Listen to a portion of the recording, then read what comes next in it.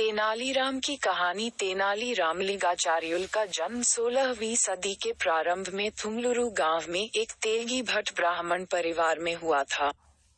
हालांकि एक लोकप्रिय धारणा अनुसार उनका जन्म तेनाली नामक गांव में हुआ था। तेनाली राम का जन्म नाम रामकृष्ण शर्मा था। उनके पिता गरालपति रामैया गांव के मंदिर में पुजारी थे। बाल्यकाल में ही पिता का साया तेनाली राम के सिर से उठ गया और माता लक्ष्मम्मा द्वारा उनका पालन पोषण किया गया। औपचारिक शिक्षा तेनाली राम ने कभी प्राप्त नहीं की, किंतु वे बचपन से ही कुशाग्र बुद्धि थे। उनकी वाक्पटुता का तो कोई जवाब ही नहीं था। नटखट तो इतने थे कि कोई भी उनकी शरारतों से बच नहीं पाता था। एक दिन तेनाली राम की भेंट गांव के एक ज्ञानी संत से हुई।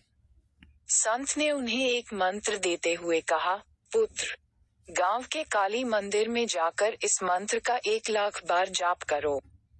इससे काली माता प्रसन्न हो जाएंगी और तुम्हें दर्शन देकर वरदान प्रदान करेंगी। तेनाली राम तुरंत काली मंदिर गए और वहां संत द्वारा दिए मंत्र का जाप करने लगे।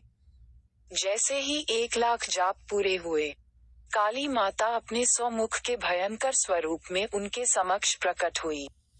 काली माता का भयंकर स्वरूप देख कोई भी सामान्य बालक भयभीत हो जाता, किंतु तेनालीराम भयभीत होने के स्थान पर जोर जोर से हंसने लगे। जब काली माता ने हंसने का कारण पूछा, तो वे बोले, माता, मेरी तो मात्र एक ही नाक है। जब मुझे जुकाम हो जाता है, तो मैं तो परेशान हो जाता हूँ। आपके तो 100 मुख होने के कारण 100 नाक हैं और हाथ मात्र 2। मैं सोच रहा हूँ कि ऐसे में आप क्या करती होंगी। तेनाली राम के हंसमुख स्वभाव और बाल सुलभ बातें सुनकर काली माता हंस पड़ी और बोली, पुत्र, मैं तुम्हें वरदान देती हूँ कि भविष्य में तुम विकट कवि के रूप में प्रसिद्ध होगे। तुम्हारी बातें हर किसी का मनोरंजन करेगी। वो तो ठीक है माता, लेकिन इससे मुझे क्या प्राप्त होगा? आप मुझे कोई और वरदान दीजिए। तेनालीराम बोले।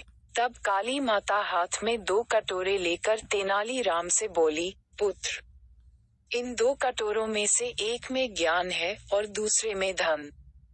मैं तुम्हें दोनों में से एक चुनने का अवसर प्रदान करती हूँ। काली माता की बात सुनकर तेनाली राम सोचने लगे कि जीवन में ज्ञान और धन दोनों ही आवश्यक है। यदि दोनों ही वरदान मिल जाए, तब कोई बात है। तेनाली राम को विचार मग्न देख काली माता बोली, क्या बात है पुत्र? किस कटोरे का चुनाव करना है, ये समझ नहीं आ रहा। ऐसी बात नहीं है माता। चुनाव करने के पहले मैं बस एक बार दोनों कटोरे अपने हाथ में लेकर देखना चाहता हूँ। तेनाली बोले। काली माता ने जैसे ही दोनों कटोरे तेनाली के हाथ में दिए, तेनाली ने झटपट दोनों कटोरे को मुंह से लगाया और गटक गए। इस तरह अपनी बातों में उलझाकर उन्होंने काली माता से दोनों वरदान प्राप्त कर लिए।